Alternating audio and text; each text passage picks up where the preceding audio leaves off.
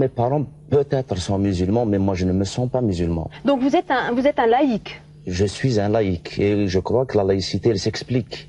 Mais Lounès Matoub, comment est-ce qu'on peut être laïc et vivre dans un pays musulman? Tout d'abord, la laïcité, ce n'est ni de l'athéisme, ce n'est pas l'athéisme, la laïcité. La laïcité, c'est dissocier la religion de l'État. Et une chose est très importante. Il est grand temps en Algérie qu'on évacue la religion du champ politique. Et peut-être qu'un jour, on rentrera dans le concert des nations. Oui. Mais alors, là, ce soir, vous nous dites que vous vous définissez comme un laïc. Mais moi, je voudrais qu'on réécoute le discours tenu par Ali Belhadj, qui est le numéro 2 du FIS. Regardez. Les musulmans revendiquent depuis longtemps l'application de la charia islamique, la loi musulmane. Le pouvoir actuel veut mettre l'islam dans un seul cadre bien déterminé. Or, l'islam est un tout. C'est la sociologie, l'économie et la politique.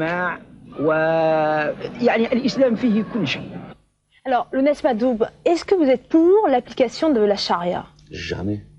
Les femmes lapidées sur les places publiques? C'est utopique. Quand on écoute des discours comme ça, mon Dieu, on se dit qu'est-ce qui peut en advenir de notre futur. Mais justement, quand vous écoutez quelqu'un comme Ali Belhadj, est-ce que vous avez le sentiment que vous avez encore une place en Algérie?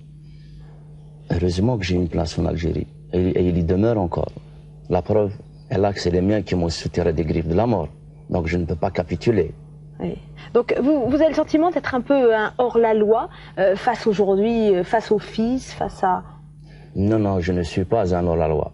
Certes, peut-être je suis rebelle, parce que j'ai été toujours contestataire. Je me suis battu contre un pouvoir en place qui a tout fait pour étouffer l'éclosion de la culture berbère, de l'identité berbère. Oui.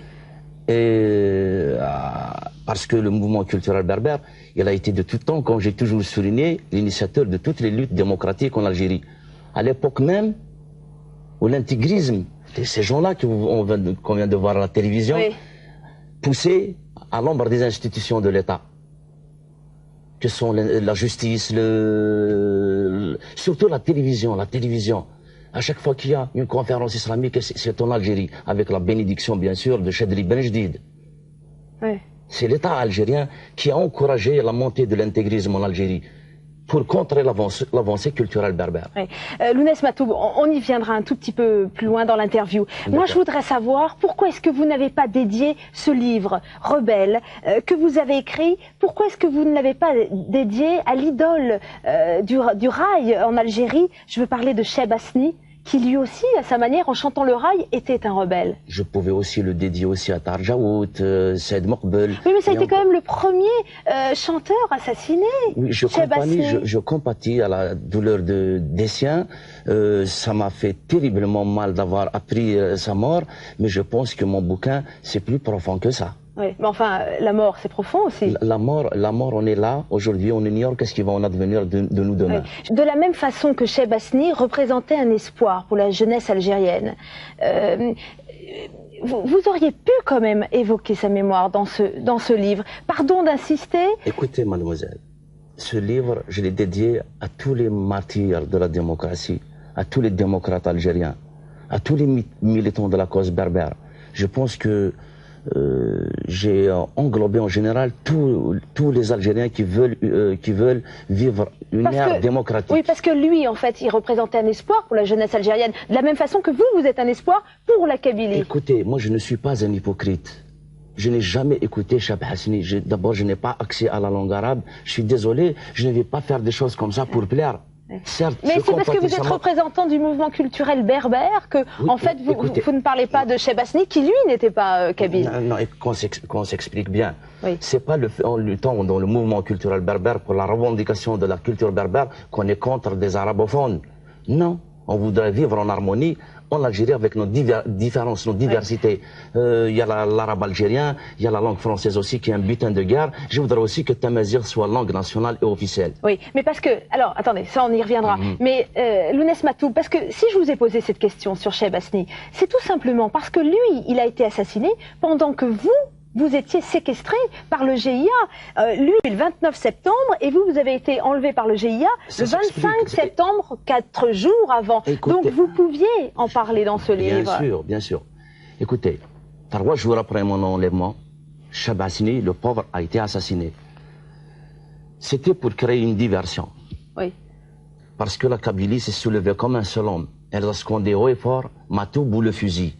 Alors justement, pourquoi est-ce que Chebasni a été tué par des terroristes islamistes et pourquoi est-ce que vous, on vous a laissé la vie sauve? Et pardon de vous poser cette question qui est douloureuse, mais...